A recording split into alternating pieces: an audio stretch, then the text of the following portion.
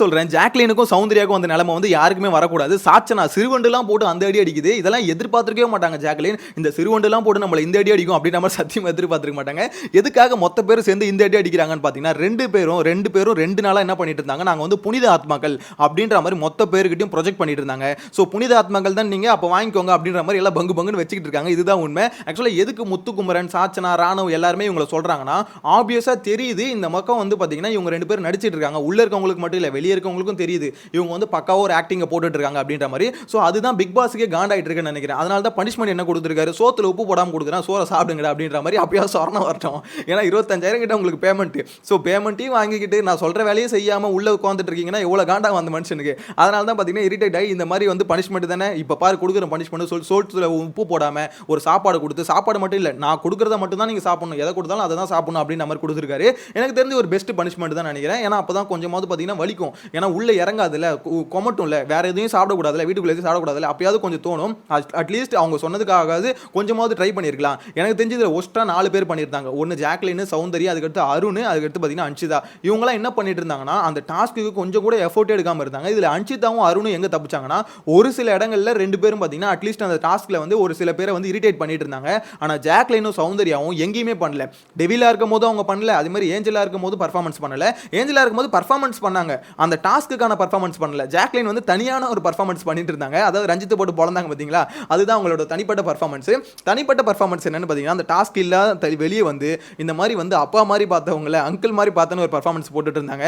அதுக்கடுத்து அந்த மனுஷனை போட்டு 60 நாளா நீ நடிச்சுக்கிட்டு தான் இருக்கு அப்படின்ற மாதிரி சொன்னோன்னு பார்த்தீங்கன்னா அந்த மனுஷன் காலி ஆயிட்டாப்ல.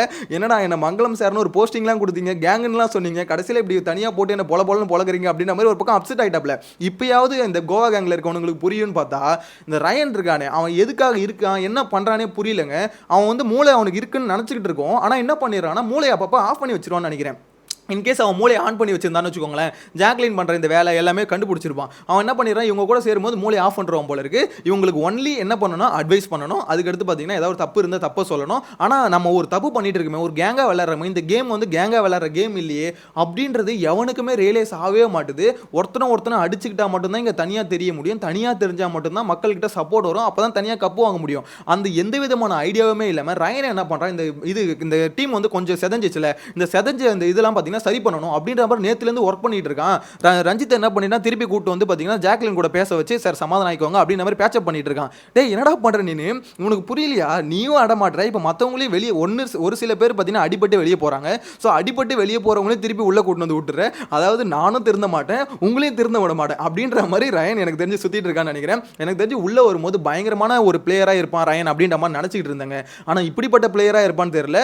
எனக்கு தெரிஞ்சு ரயனோட கேம் காலி. ஏன்னா உள்ள இன்னொருத்தவங்க பார்த்தீங்கன்னா லவ்ல போய் அவங்க கேம் வந்து காலியாச்சு. யாருக்கும் தெரியும் இந்த கிரிஞ்சு கப்பிள்ஸ் 2 பேர் சுத்திட்டு இருக்காங்களா, தர்ஷிகா. ஸோ தர்ஷிகா என்ன பண்ணிட்டு இருக்காங்க, அவங்க வந்து பயங்கரமான கேம் பிளேயர் மாதிரி உள்ள வந்தாங்க. வந்து இந்த விஷால் கூட எப்போ ஜாயிண்ட் அடிச்சாங்களோ அப்பயே பார்த்தீங்கன்னா அவங்களோட கேம் பிளே வந்து சுத்தமாக காலி ஆயிடுச்சு. அவங்க எதுக்காக வந்தோன்றதே மறந்துட்டு ஃபீலிங்ஸ்ல வந்து பயங்கரமா ஃபீலிங்ஸ் வந்து கொட்டிக்கிட்டு இருக்காங்க. எனக்கு தெரிஞ்சு தர்ஷிகா வந்து பார்த்தீங்கன்னா நான் இண்டிவிஜுவலாக தான் ஆடுறேன்னு சொல்லிக்கிட்டு இருக்காங்க. அவங்க வந்து நம்பிக்கிட்டு இருக்காங்க, ஆனால் அவங்க ஆடல. இப்போ ஃபார் எக்ஸாம்பிள் விஷால் ஒரு இடத்துல அடிக்கணும்னு வச்சுக்கோங்களேன், கண்டிப்பாக யாராக இருந்தாலும் அவங்களுக்கு பிடிச்சவங்களை பார்த்தீங்கன்னா அடிக்கிறதுக்கு கொஞ்சம் தயக்கம் வரும். ஒஸ்டான ஒரு இப்போ எப்படி சொல்கிறது டம்மி பாபான்னு ஒரு இது இருக்குது, அதை வந்து விஷாலுக்கு கொடுக்கணும்னா கண்டிப்பாக யோசிப்பாங்களே. ஸோ இதுதான் பார்த்தீங்கன்னா இந்த கேம் அஃபெக்ட் பண்ணுறது. அவங்களுக்கே புரியல. கேம் விட்டு பார்த்தீங்கன்னா தர்ஷிகாலாம் எப்போ வெளியே ஓட்டாங்க. இப்போ அதே மாதிரி தான் ரயன் உள்ளே வரும்போது ஃபர்ஸ்ட் நாளாக நினச்சேன் ஆஹா பயங்கரமான ஒரு பிளேயராக இருப்பான் போல இருக்குது. ஆனால் இப்போ அவன் எதுக்காக வந்தான், ஏன் வந்தானே தெரியாமல் அவனே பார்த்தீங்கன்னா ஒரு மாதிரி கிராக் ஆகி சுற்றிக்கிட்டு இருக்கான்னு தான் தோணுது. எனிவேஸ் இந்த கோவா கேங் இருக்குல்ல, இந்த கோவா கேங்கை வந்து ஆல்ரெடி எல்லாருமே வெளியே போட்டு பொலன்னு பொழந்துக்கிட்டு இருக்காங்க. இதில் இந்த ஜாக்லினுக்கும் சௌந்தர்யாக்கு இப்போ ஒஸ்ட் பர்ஃபார்மன்ஸ் வர கொடுத்துட்டாங்க. எனக்கு தெரிஞ்சு 2 பேரும் பார்த்தீங்கன்னா ஒரு அந்த சாப்பாடு உப்பு இல்லாமல் கொடுக்குறாங்க பார்த்தீங்களா, அதில் நிறுத்தி சாப்பிட்டு ஒரு 1 ஹவருக்கு பார்த்தீங்கன்னா ஒரு சென்டிமெண்ட்டான ஒரு ஸ்பீச்சை வந்து கொடுப்பாங்க. அதுக்கு வந்து சப்போர்ட்டுக்கு வந்து ஜெஃப்ரி, ரயன், ரஞ்சித் இவங்கெல்லாம் கூட வச்சுக்கிட்டு இந்த மாதிரி சாப்பாடுலாம் எனக்கு கொடுக்கணும்னு அவசியமே இல்லை, ஏன்னா நான் நல்லா பண்ணேன், என்னை விட பண்ணாதவங்க நிறைய பேர் இருக்காங்க அப்படின்ற மாதிரி ஜாக்லின் கண்டிப்பாக சொல்ல ஒரு பர்ஃபார்மன்ஸை போடுவாங்க. அவங்களாம் போடாமல் இருக்க மாட்டாங்கன்னு வச்சுக்கோங்களேன். ஏன்னா 2 நாளாக அந்த பர்ஃபார்மன்ஸை பார்க்குறாங்க. நிறைய பேர் கேட்குறாங்க, நிறைய பேர் இல்லை ஒரு சில பேர் சொற்பமான நபர்கள் வந்து ஏன் ப்ரோ ஜாக்லினை போட்டு இந்த அடி அடிக்கிறீங்க அப்படின்னு நம்ம நேற்று வீடியோ கமெண்ட்ஸில் கேட்டிருந்தாங்க. ஸோ அதை பார்க்கும்போது எனக்கு அதுதான் தான் தோணுச்சு. ஏய் உங்களுக்கு உண்மையிலே புரியலையாடா, அவங்க நடிக்கிறது தெரியுதுடா, அப்புறம் எப்படிடா நீங்கள் வந்து ஏன் பொழக்கிறீங்கன்னு கேட்குறீங்க. ஏன்னா ஜாக்லின் பண்ணுறது அப்பட்டமான ஒரு நடிப்பு. 50 நாளில் ஒருத்த மேலே இப்படிப்பட்ட ஒரு ஃபீலிங் வரும், அது இவ்வளோ வந்து பாசம் வரும் அப்படின்றத ஏற்றுக்கவே முடியல. ஆக்சுவலாக பாசம் இருக்கும், எப்படி சொல்கிறது, ஒரு ஃபீலிங் இருக்கும். இப்போ அவன் வீட்டை விட்டு வெளியே போகும்போது பார்த்தீங்கன்னா ஒரு அழுக வருது, எல்லாம் ஓகே தான் வச்சுக்கோங்களேன். ஆனால் ஒரு டாஸ்க்குன்னு வந்துட்டு அந்த டாஸ்க்கு சும்மா தான் எல்லாருமே பர்ஃபார்ம் பண்ணுறாங்கன்னு தெரியும். ஓகேங்க, எல்லாருமே டெவிலாங்க, எல்லாருமே ஏஞ்சலா இல்லை, இது ஒரு டாஸ்க், அந்த டாஸ்க்கில் பர்ஃபார்ம் பண்ணி தான் ஆகணும். அதில் கூட என்னால் அக்செப்ட் பண்ணிக்க முடியாது, அவன் கஷ்டப்படுறான், அந்த கஷ்டத்தை என்னால் ஏற்றுக்க முடியல அப்படின்னு மாதிரி நடிக்கும் போது சத்தியமாக அதை நம்ப முடியல. அதை நம்ப முடியாத காரணத்தினால தான் பார்த்தீங்கன்னா மொத்த பேரும் வந்து ஒஸ்ட் பர்ஃபார்மன்ஸில் சொல்கிறாங்க. எனக்கு தெரிஞ்சு இதில் 2-3 பேர் பார்த்தீங்கன்னா சொல்ல மாட்டாங்க. யாருன்னு பார்த்தீங்கன்னா அருண் இருக்கார்ல, அருண் வந்து இவங்கள சொல்ல மாட்டார். அருணுக்கான டார்கெட் யார்?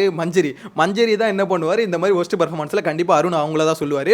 இன்னொருத்தவங்க இருக்காங்க சௌந்தர்யா வந்து பார்த்தீங்கன்னா ராணவ எப்போ பார்த்தாலுமே இவனுக்கு வந்து மூளை இல்லைன்ற மாதிரி சொல்லிக்கிட்டே இருக்காங்க.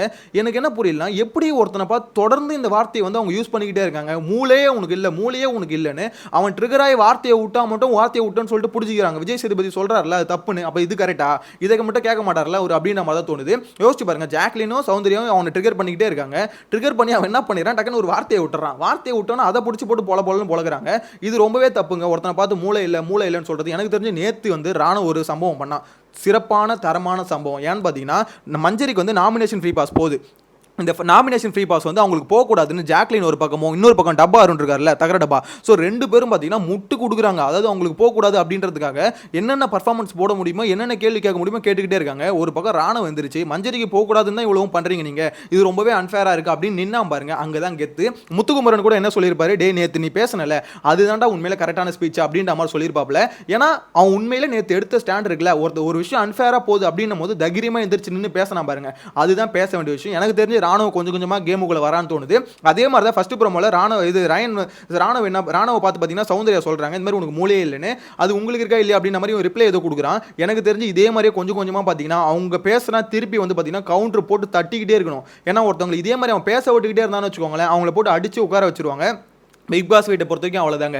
ஒருத்தவங்க பேசும்போது அது நல்ல விஷயமா இருந்தால் கேட்டுக்கணும். அவன் நம்மளுக்கு அகேன்ஸ்டாக பேசுகிறான்னா அங்கேயே டக்குன்னு ரிப்ளை கொடுக்கணும். ரிப்ளை கொடுக்காம சரி ஓகே அப்படின்னு நம்ம நல்ல மாதிரி இருந்துட்டானா, ரஞ்சித், சத்யா இவங்களாம் எப்படி இருக்காங்க, அந்த மாதிரி எப்படி சொல்கிறது, கூண்டோட ஒரு கூட்டத்தில் ஒரு ஆளாக இருக்குன்னு சொல்லுவாங்களே, அந்த மாதிரி இருந்துட்டு போக வேண்டியதான். எனக்கு தெரிஞ்சு பிக் பாஸ் வந்து அப்படி ஆனால் வேலைக்கு ஆகுது அப்படின்ற மாதிரி தான் தோணுது.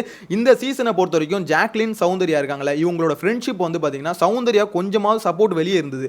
அந்த சப்போர்ட்டை வந்து ஜாக்லின் வந்து சுத்தமாக காலி பண்ணிட்டாங்க, 0 கொண்டு வந்துட்டாங்க அப்படின்ற மாதிரி தான் தோணுது. இப்போ சௌந்தர்யாவோட சப்போர்ட்டர்ஸ் என்ன சொல்லிட்டு இருக்காங்கன்னா, சௌந்தர்யா தயவு செஞ்சு வேணாமா, ஜாக்லின் பக்கத்துல இருந்து தள்ளி வந்துருமா அப்படின்னு நம்ம சொல்லிட்டு இருக்காங்க. ஆனா சௌந்தர்யாக்கு தெரியலையே, 2 பேருக்கும் பாண்டு பயங்கரமா கிரியேட் ஆயிடுச்சு. இது வந்து பாத்தீங்கன்னா இப்ப இல்ல, எனக்கு தெரிஞ்சு இந்த 100 நாள் உள்ள இருந்தாலுமே 100 நாளுக்கும் இது வந்து பாண்டு அப்படியே தான் போயிட்டு இருக்கும்னு நினைக்கிறேன். ஆனா இப்படியே போயிட்டு இருந்ததுன்னா இந்த ஆக்டிங் வந்து வெளியில இருக்கவங்களால ஏத்துக்க முடியாது. இதுல வந்து கண்டிப்பா யாராவது ஒருத்தர் வெளியே வரதுக்கு அதிகபட்ச வாய்ப்பு இருக்கு அப்படின்னு நம்ம தான் தோணுது. உங்களோட கருத்தை மறக்காம கமெண்ட்ல மென்ஷன் பண்ணுங்க. இன்னைக்கான ஃபர்ஸ்ட் ப்ரோமோ பார்க்கும்போது எங்கேஜிங்கா இருக்கும் இந்த இன்னைக்கான எபிசோட் அப்படின்ற மாதிரி நினைக்கிறீங்களா, இல்ல நேத்து எபிசோட் மாதிரி கொஞ்சம் மந்தமா தான் போகும்னு நினைக்கிறீங்களா? கமெண்ட்ல மென்ஷன் பண்ணுங்க. நெக்ஸ்ட் வீடியோல மீட் பண்ணலாம். Bye by.